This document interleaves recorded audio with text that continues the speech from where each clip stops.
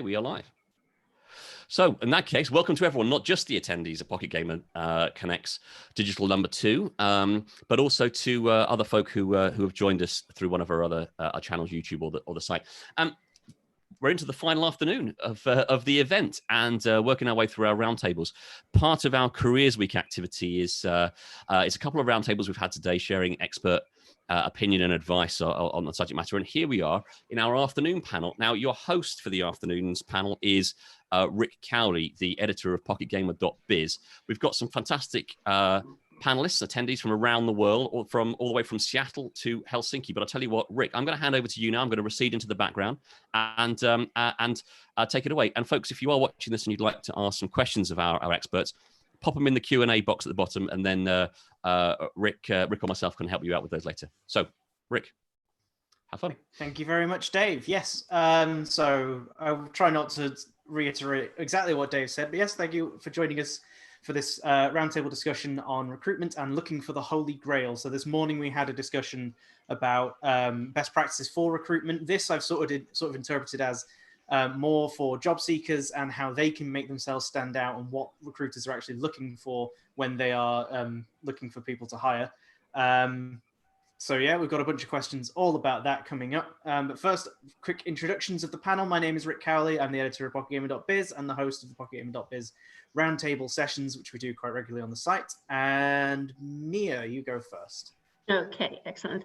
Hello all, I'm Mia. I'm Office and Talent Manager at Critical Force, a Finnish mobile game company, and we are mostly known for our mobile FPS Critical Ops.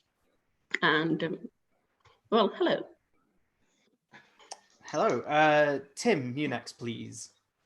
I'm Tim Cullings, president of Seattle Indies. We're a nonprofit that hosts events and builds community for independent developers in the Seattle area. I also am a system administrator at Oculus. Thank you. Alexi?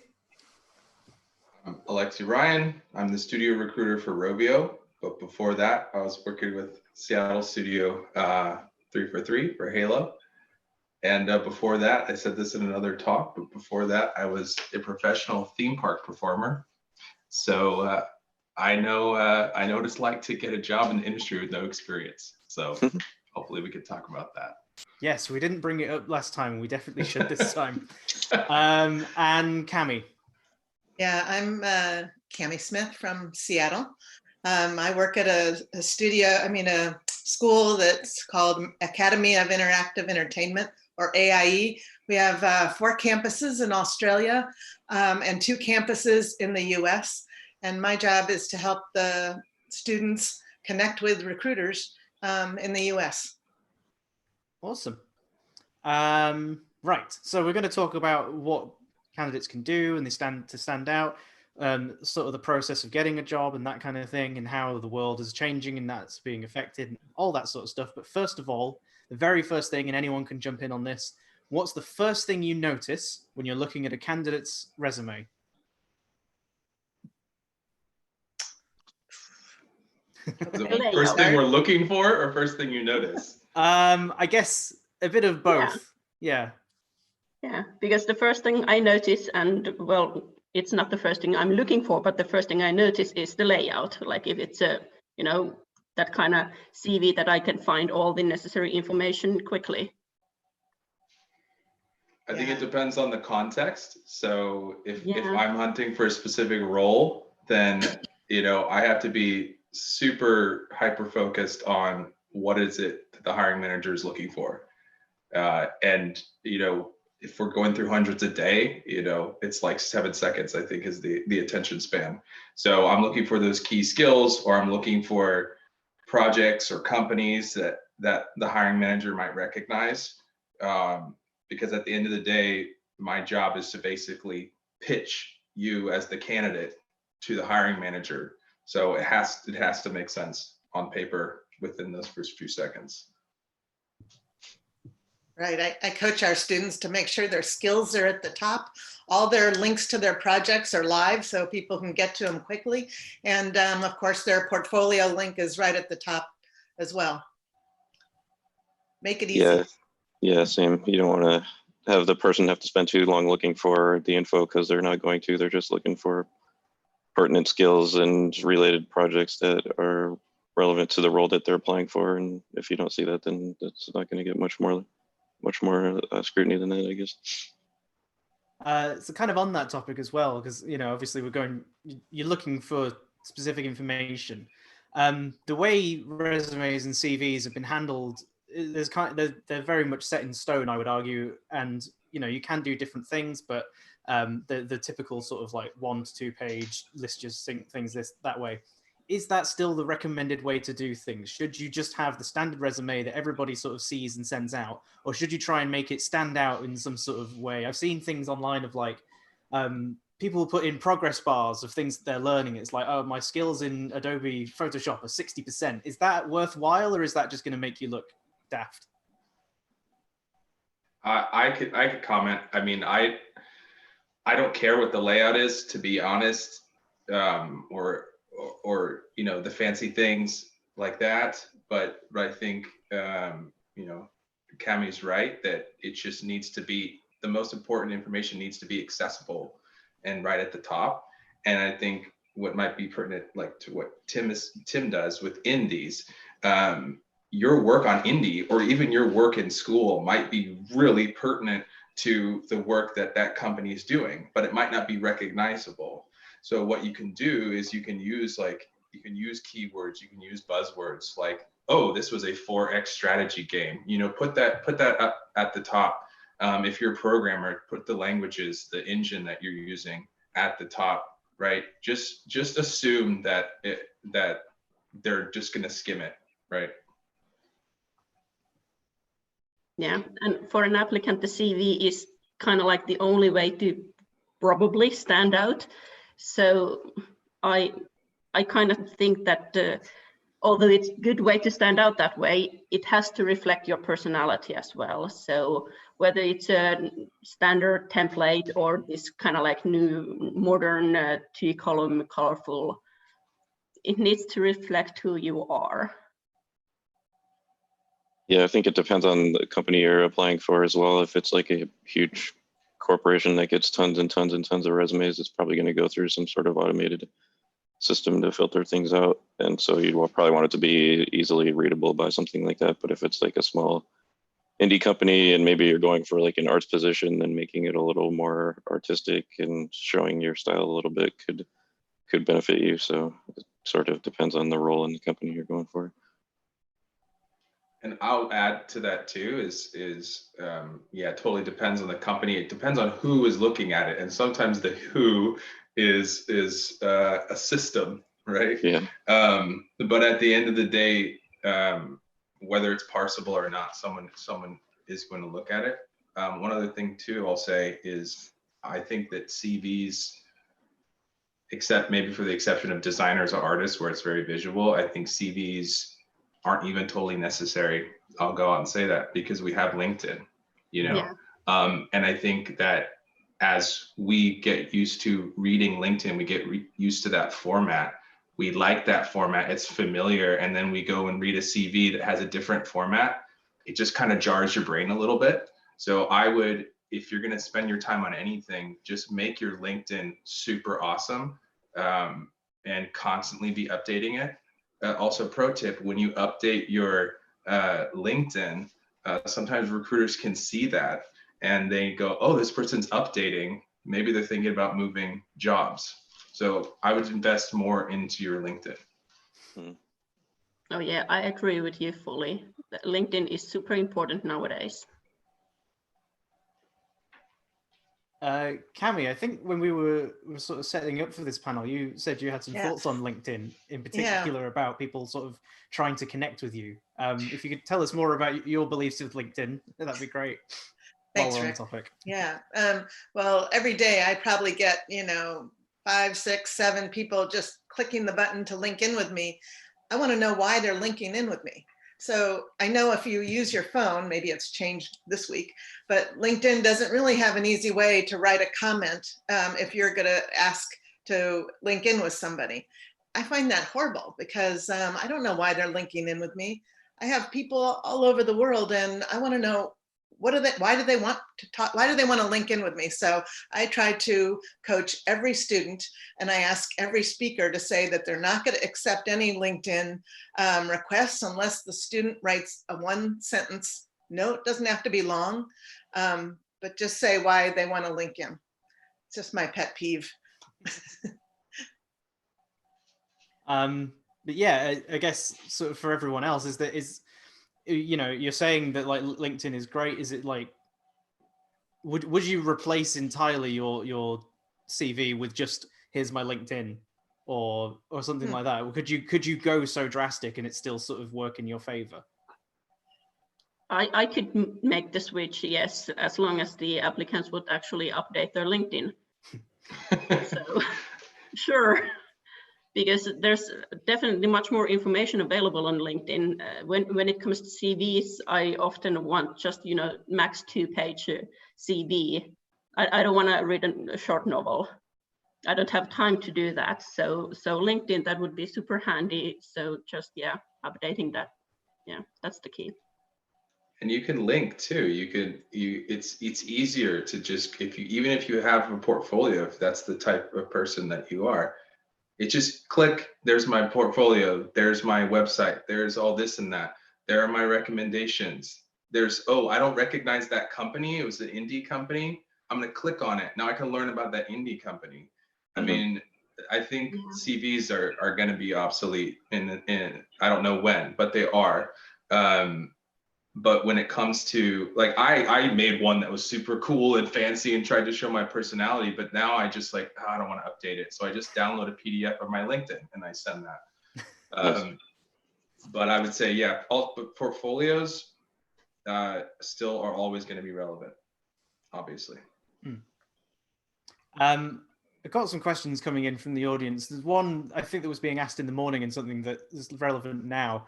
Anonymous attendee is asking, saying LinkedIn is used by some communist governments to monitor their citizens, and so these candidates can't use LinkedIn. Is people still succeeding with just standard CVs? I think we kind of said yes, but like, yeah.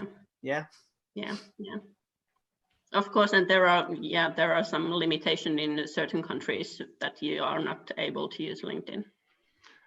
Yeah, but I will also say, having been to one of them in question and being connected with those people still on LinkedIn in question, you know, depending on what the situation is, you can double VPN and get around it. So it is not impossible. I'm not advocating for that, but it is possible.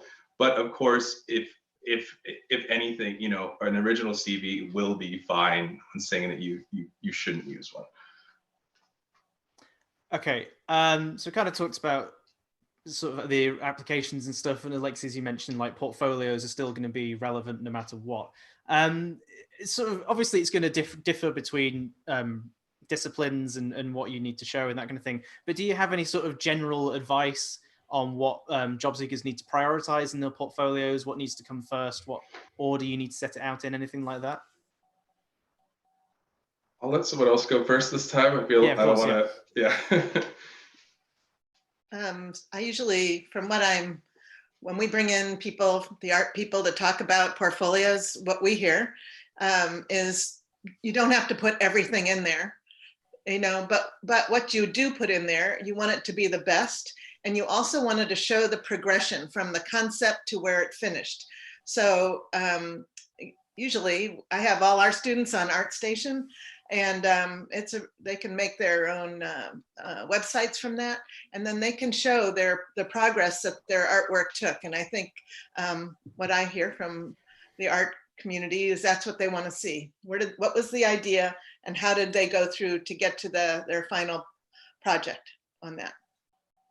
Yeah, I actually asked our art director one day also, like, what is the thing he looks in the portfolio? And it was like very short sentence, like versatile samples, quality before quantity, and visible step-by-step progression if only possible. So fully as you said, Cammy.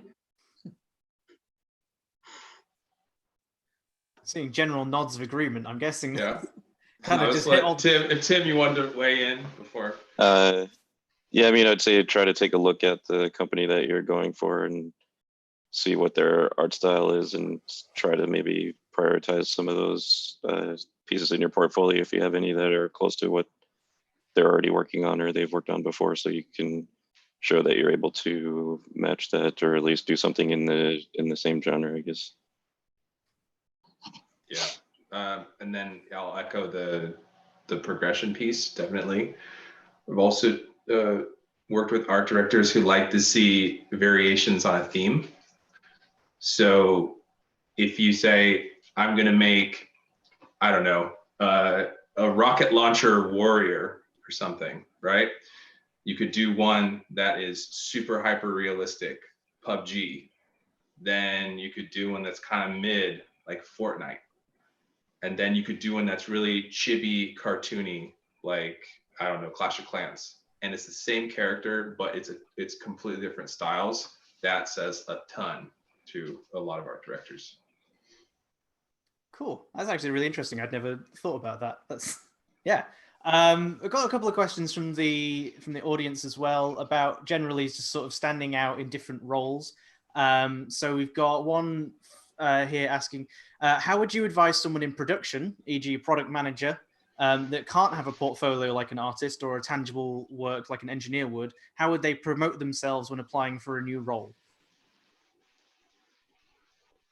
Like in any resume, you want to talk about your measurable accomplishments, not your responsibilities. So you're not like, I was in charge of this. You're like, no, I took this from here to here. And product management is actually very translatable on paper because it's numbers. What did you do to the numbers? You know, and that says a lot more than, you know, listing the whatever functionalities and programs that you use. Anyone else? Any feelings, or is Alexi just nailed that one? Yeah, he nailed it. Yeah, nothing to add. Okay, perfect. So I hope that helps. Another person asking for any advice on how to stand out as a marketer trying to move into the games industry, but coming from a technology background. They've started volunteer positions helping solo developers to create marketing plans for their upcoming games, but they don't have the professional background in games that most companies are looking for. I think Alexi said it, man. Measurable numbers. Yeah, it's probably good for almost every resume you're using. I don't care what you're applying for, but you want to show. You just want to show quantitative analysis on your resume is where it should be. right. Show the campaigns you've done in the past, whatever they're relating to, and how they've performed. I think that'll translate to any industry. Awesome. Please do keep questions coming in if you're in the audience and need any more help on standing out. We'll move on to slightly different topics. So we've covered like the application process, the portfolio thing. Say congratulations, you've made it through the first thing and now you're doing an interview. How has the whole interview process changed because of the pandemic? Because obviously we can't go out and just meet people, you know, and do a face-to-face. Like what have been the main changes and how has the whole process sort of been affected?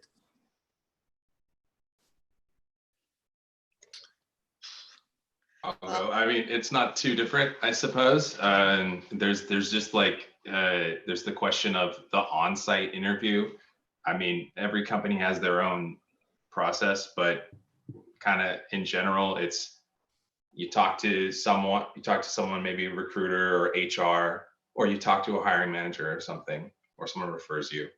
Then you talk to someone who specializes in the craft that you do. Maybe it is the hiring manager, maybe it's the craft lead. Then maybe there's a test, and then usually you meet everybody, right? And that's usually when you come on site. That's usually when, if it's applicable, the company's going to pay for you to visit if you're out of country or whatever.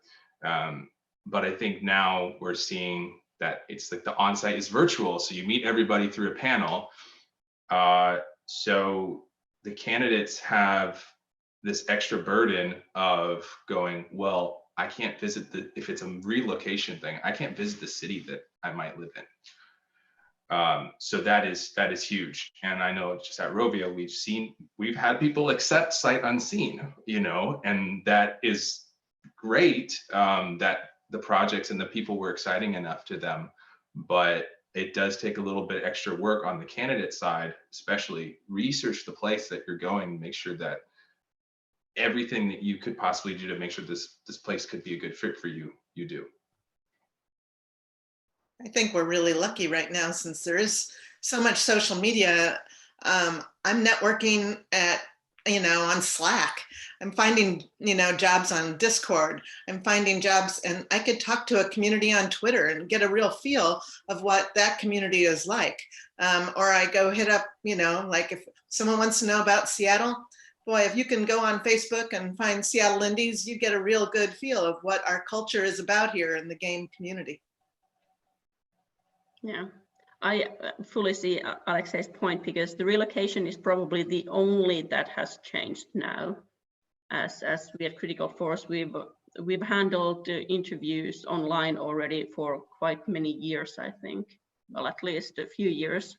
So the only thing that has changed is the kind of like the last interview, which is usually the visit to the office and meet and greet. But that is nowadays a panel, as Alexei said, that just different people in a panel asking questions as they would do that in the office in normal way.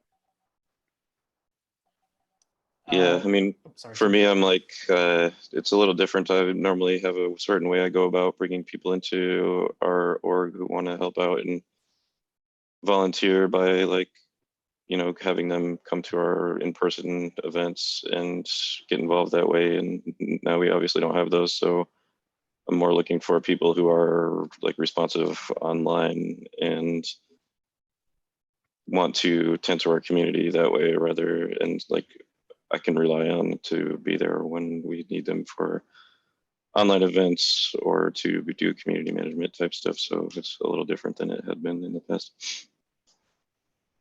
Cool. Yeah, I think good communication skills have never been more important. Mm-hmm. Yeah, so on the topic of good skills and things that are important, one thing I did want to sort of ask is, what are some common mistakes people make when doing interviews that you think should be addressed and people need to be aware of and stop making? I'm going to jump to Mia on this one before Alexei it's I great know, that you keep jumping in. There's this moment of silence, and I'm like, Mia, any thoughts on mistakes that people make in interviews? I tend to discard a lot of little things here and there in the interviews, as they are quite nervous situations. But I think that one thing that I really dislike is certain vagueness, kind of like if you come with a good CV, you seem confident and all, but your answers are fairly vague, kind of like it doesn't fully match the competence that we see on CV. That creates quite a lot of doubt. And in the long run, it might not end well if we need to start asking more and more questions to kind of clear the matter, what's going on. So yeah, that's probably the one thing that I could mention. I like to see a candidate that is ready with their own questions. What kind of questions do they have about the company, the culture? Because that's, I want them to be an advocate to see if this place is for them too. It's a two-way street. So I'm always suggesting to our students some good questions, or when they're talking to a mentor, maybe ask, what good questions should I be asking in an interview? Yeah, that's actually a good point, because now that I think about it, it's the kind of like the examples that I'm talking about, they're being so vague that they don't have any questions. So it's kind of like just basically monologue there, like, hey, so, and always, it's as Cammy said, it's a two-way street. So make it a dialogue. Like, it's not about if you would fit into the company. It's also if the company would fit you, like if it fits your like career path and so on. I think, like Mia said, you can sometimes like oversell yourself on your CV and then not be able to back it up in the interview, and that you'll get yourself into a problem real quick there.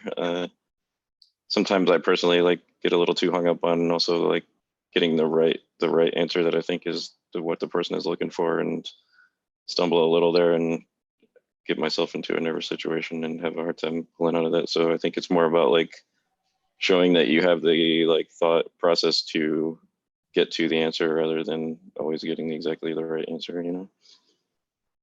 Yeah, totally. The thought process, right? We were talking about the portfolio before. I don't know what anyone else's school upbringing was, but when I was in, school as a kid, it was always like, show your work. We always want to know how people get to the answer. It's not about the right answer. Yes, ask questions. I think there's this tendency, it happens a lot with junior people, new grads, where it's like, I'm up for anything. I'll do anything. I have no opinions whatsoever. And that is just the wrong way to go, because then that screams to everybody, whether it's conscious or subconscious, this screams, this person needs me to hold their hand. They need me to tell them what to do. Of course, don't go in there. The other side of that spectrum is like, the other mistake is like just trashing every past employer. They suck because of this reason. They suck, they suck. And then it sucks now. And that's why so yes, have opinions, but they should be, of course, tactful, but they should be, you should know what your strengths and weaknesses are, know where your values are. And if you really like the company and you really like the product and you're really trying to impress them, and they're like, hey, we have this job for you that you really don't want to do, or there's an aspect of it that you're really not strong in, then you're just like, yeah, well, I'm excited about these things, but I'll be honest, this part doesn't excite me. And that is going to mean a lot more than like, yeah, I'll do whatever you want just to get in. Right. And go in prepared. Don't assume that they're going to have your resumes already printed or your portfolio link already on their computer. You go in with it all and have it for whoever, 10 people, if there's going to be 10 people there. Be ready with your stuff. I've heard of stories where they haven't, they've assumed that when they got to that office that the office computers were going to have the links and everything live already. Don't assume, just be ready. And depending on which way it goes, you come off looking more prepared. Totally. And play the games, please. Right. Yeah. A little detail. Yeah. That should be not worth mentioning, but man, yeah. Yeah, there's a decent chance that like the people that are interviewing you were just handed your resume as they're walking in the door, which has happened to me a few times when I've interviewed people. And so don't assume that they've already read the whole thing. Like, don't just go in there and regurgitate what's on your resume, but also like be prepared to talk a little bit about, yourself and your background as well. And last thing I'll throw on that topic, there actually, I believe it's Shopify in Canada. They actually intentionally do that for their interview process. They don't prepare any of their interviewers with the resume. They don't read it beforehand. So the idea is like, I want to come into this conversation and I want to learn all about you from your lips. So it happens intentionally as well. Mm-hmm.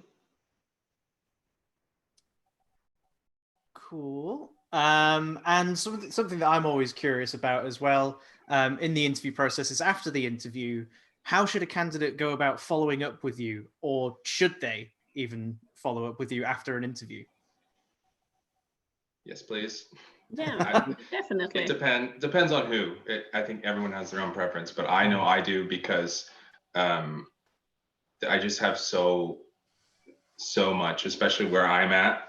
We're a teeny tiny team supporting a very large organization for the TA team, and things fall through the cracks. Sometimes maybe sometimes my mind has been on you for the past 3 weeks, but I have no updates for you and I have to do other stuff.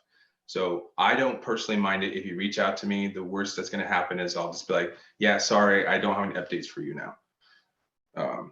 But you know, if you're getting ghosted or delays are happening, I'm going to say 99% of the time, it's not a malicious act. It's just people are crazy inundated with a lot of different little things, and it doesn't hurt to reach out.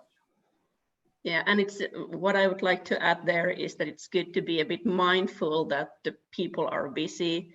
We are also humans. We tend to forget things. So just a kind reminder, because if you come with an attitude like, hey, you haven't given me answers, so it's kind of like, okay, now let's reevaluate the situation, because yeah, mistakes happen, and although we try to be very respecting the time that we give, like the time frame we give when we would know the next steps, suddenly things happen. Like we had like mid-March with the COVID-19. We were like a few weeks, we were totally unaware what's going on basically. So in those kind of circumstances, you prioritize the different things in your company. So yeah, be mindful that we are humans too. I always tell my students to just at least write a thank you note to the interviewers. Make sure you have all their names and just say thank you for taking the time. At least that should be the first communication in my book. Yeah, for sure. Sorry.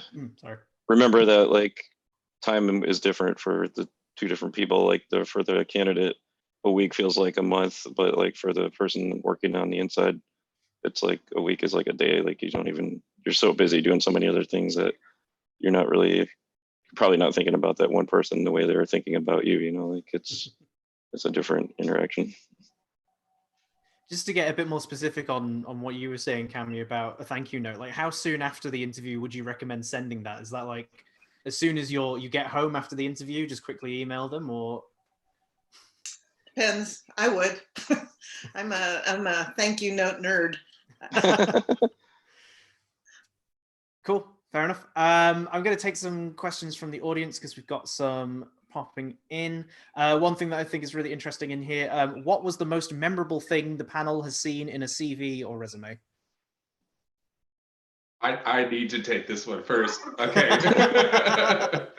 Okay, so I want to drop a quick negative one and then go to the positive one. The negative one was, this was during, I was working for Halo.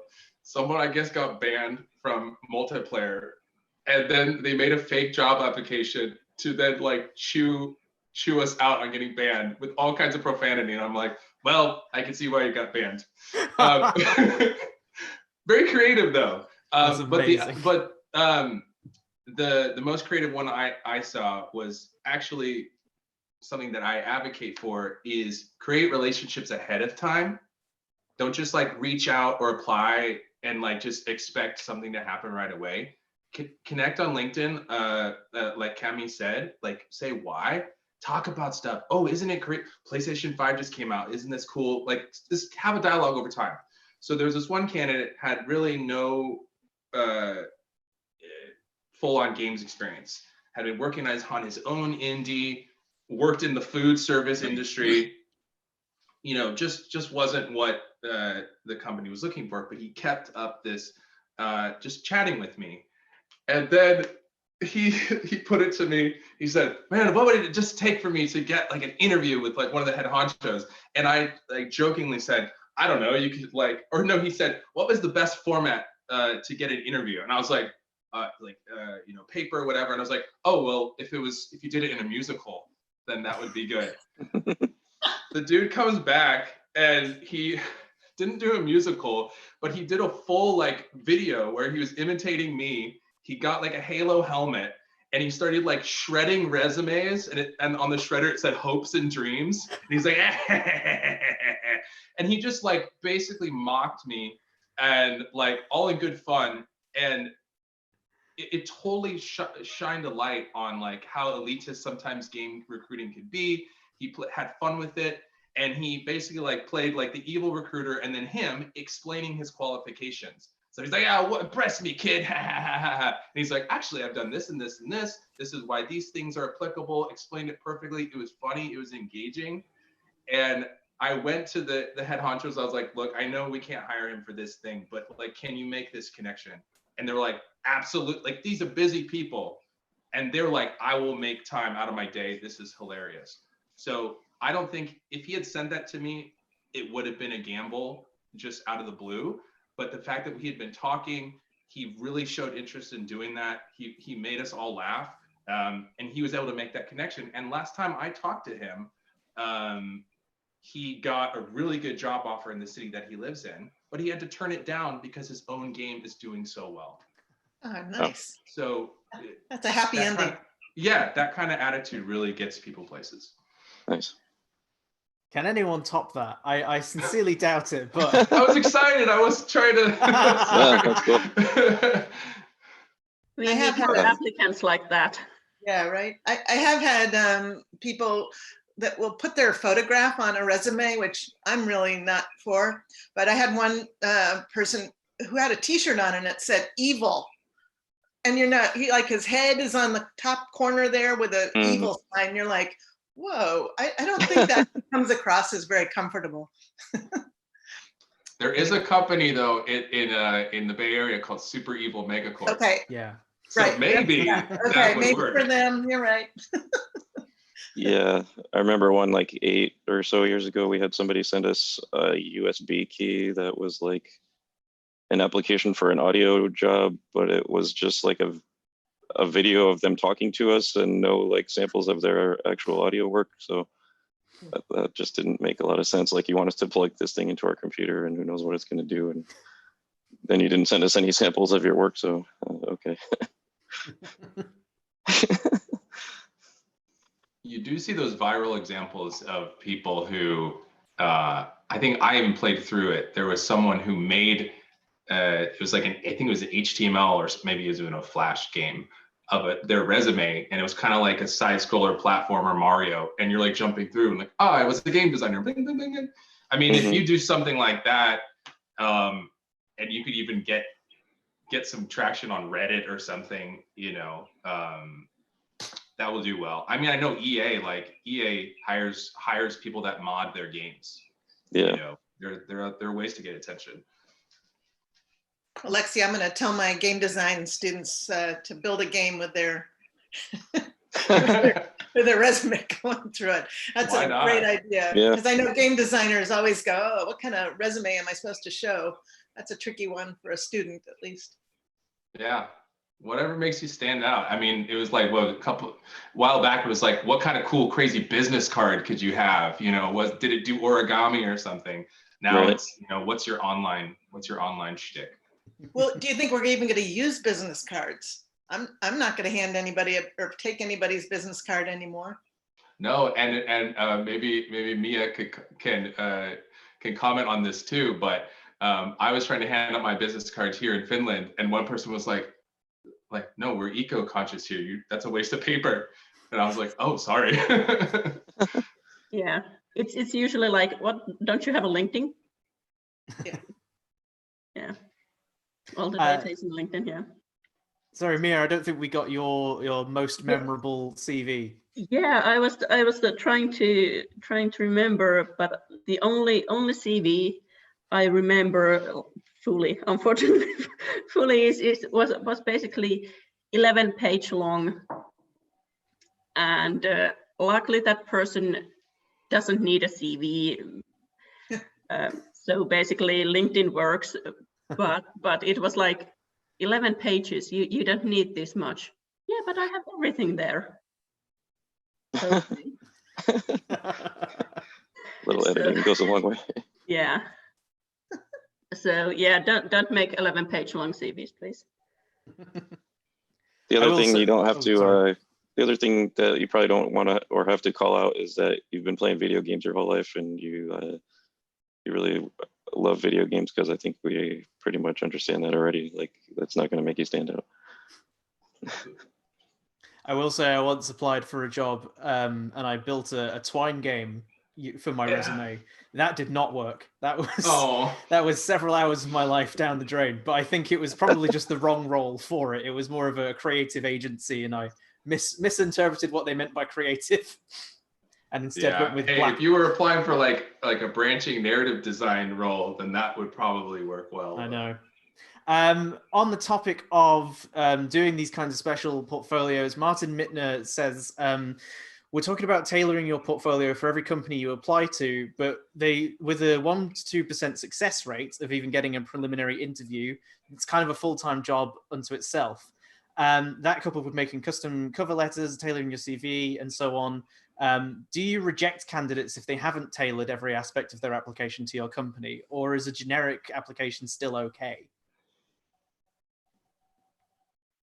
Generic is still okay. Of course, I would then like to see at least a few phrases. Why us? Oh yeah, that's a good suggestion. Yeah. Cool. Nice and easy. Hey, what's up, Martin?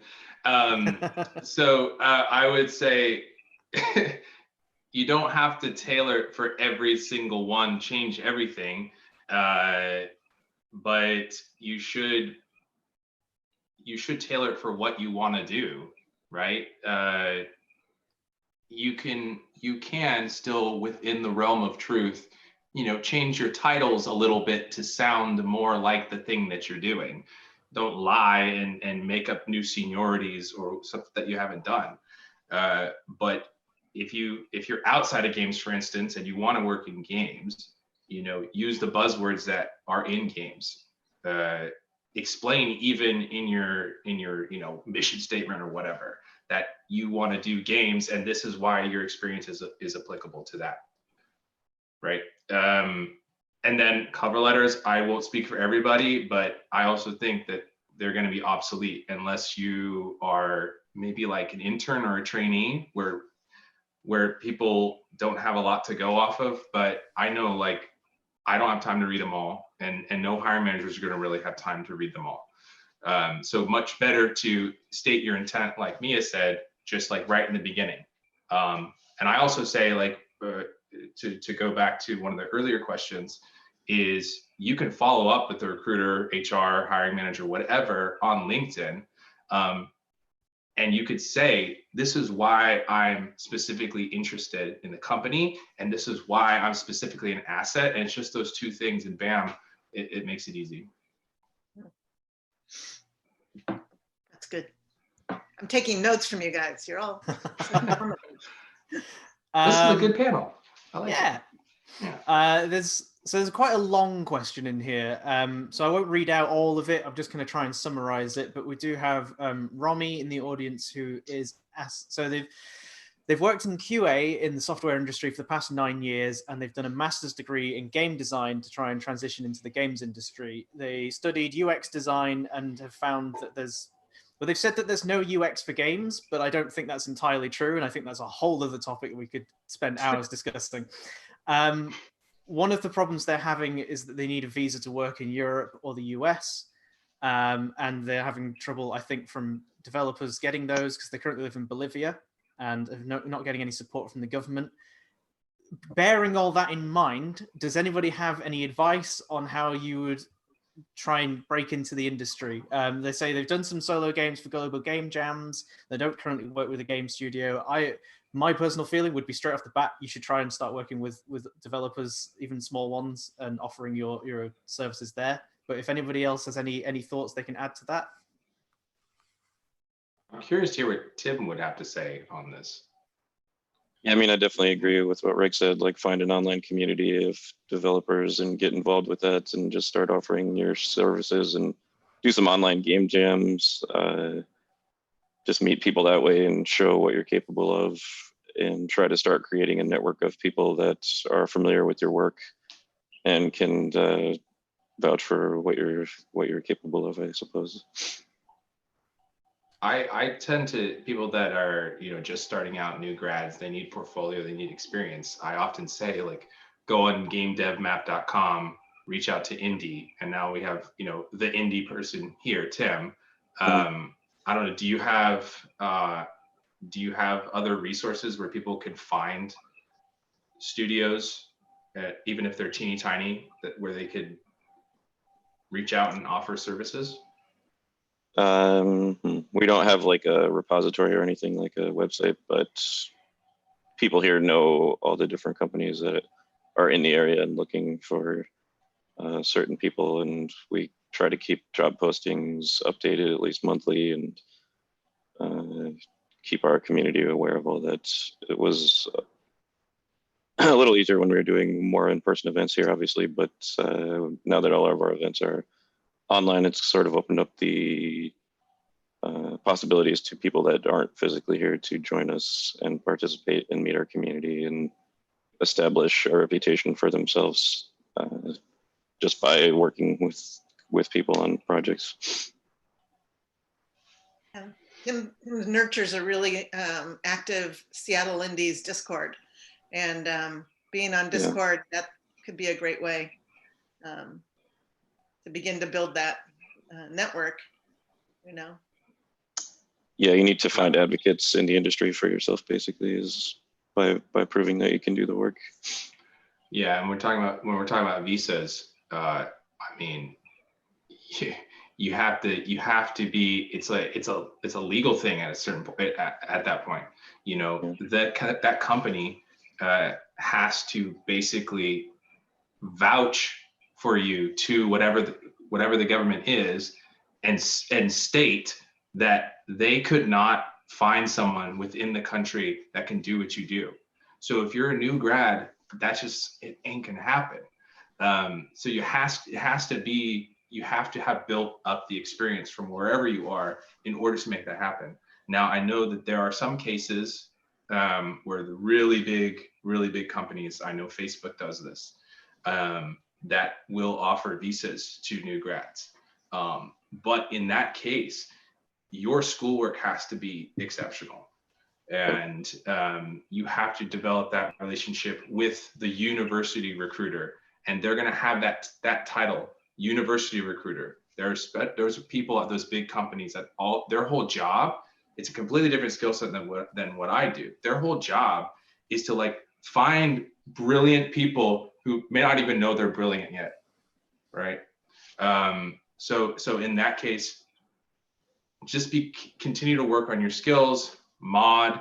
I would say with the UX design in the games industry, fun fact, UX people have the highest turnover rate of any other craft. So that says two things. Number one, maybe the games industry doesn't know how to take care of these people and they're dissatisfied, or there's in such demand that they keep getting higher offers to move somewhere else. So yes, there is UX in the games industry. So invest in that if you like it. Definitely, yeah. And then in VR, we're definitely looking for talented UX people to like help figure out. We're still looking for like what is that UX UI that works for people in VR, and finding people that are hungry to innovate on that is something that we're definitely looking for. Great. I am going to move on because we're pushing up against time, and we've got a few questions I want to get through in the Q&A section. An anonymous attendee asks, are there any positions particularly suitable for people who want to join the industry but haven't worked in it before? My gut feeling is QA, but feel free to shoot that one down if you want. Yeah, well, QA and, you know, testing, that's usually kind of like the stepping stone. Mm-hmm. So, yeah. I mean, you still have to have some skill at that, though. Like, just being able to play video games is like, that's just part of the equation. Being able to like actually figure out bugs and what's wrong with things is definitely a big part of it. But yeah, QA is one way to go, I guess. It depends on.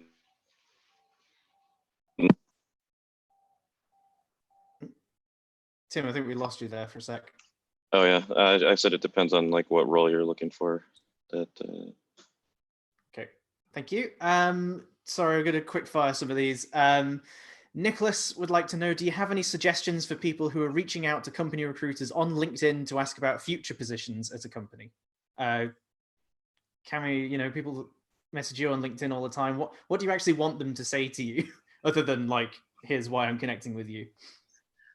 That's good. I mean, I'm not I'm not working at a studio, so people aren't reaching out to me for that reason. But I usually say, give a sentence about why you think something that they've done is valuable. Maybe something I posted was interesting. So I guess go a little deeper. To me, that's helpful. And I'm sure, I don't know, Lexi and Mila, you guys are the recruiters. What do you want to hear from a LinkedIn connection? I'll let Mia go. I haven't heard from you in a bit. Okay, well, basically, if I've met the person before, I want to be reminded, like, what was the occasion, as there's so many game industry events, I can't recall everyone.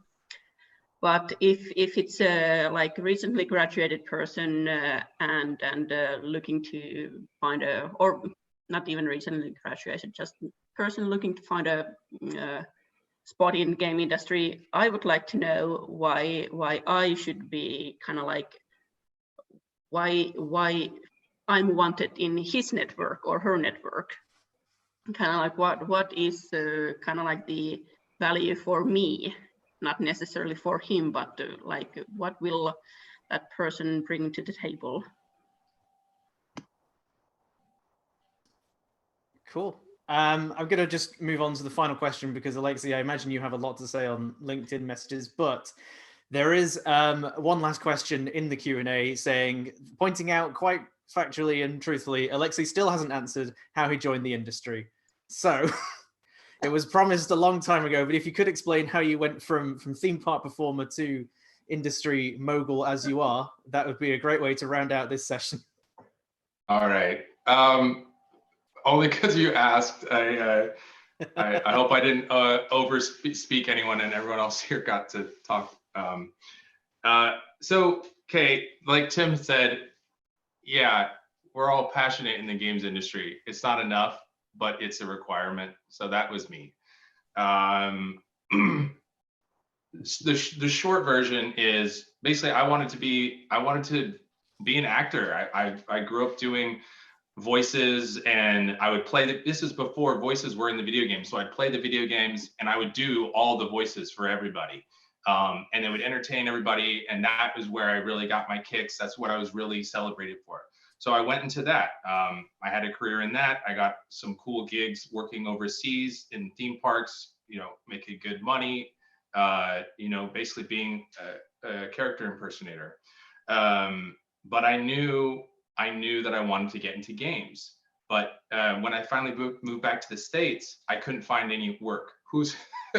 Talk about not having experience. This guy does funny voices for a living. How is he going to make a video game?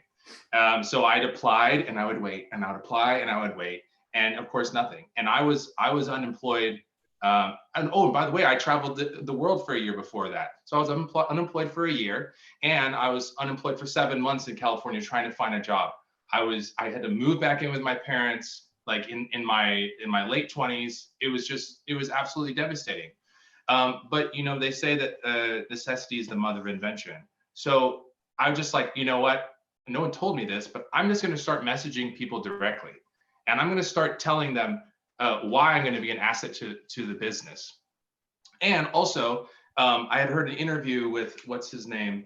The guy who did the movie Forgetting Sarah Marshall, the main actor in that. He said, I had only been doing bit parts in my life because no one was giving me permission to be a lead. So I knew that if I was going to be a lead, I had to create the opportunity for myself. So you know what I did? I said, I wanted to work on a game. So I found some random dudes I didn't know, and we started building a space shooter on Android in Unity in some dude's garage for free. And no one knew what we were doing, but we built it and it got done and we released it. And I think it had 5 downloads. So we made a game. And so then I was able to then tell all these places, look, I made a game with some people. And here's why acting is actually applicable to this, because blah, blah, blah. I applied to a recruiting studio specialized in games, I was able to sell them on the fact that my acting training meant I knew psychology, which means I could connect with people, I could find out what they were thinking, and I could listen to them, because the core of acting is listening. They liked that explanation. 7 interviews later, I had a job. And then a year later, I was the highest booking recruiter in the studio because I didn't listen to them about sales tactics. All I wanted to do was make friends. So every time I had an interview with somebody, I just talked about video games. And my bosses were like, why aren't you pitching the sale? Why aren't you pitching the sale?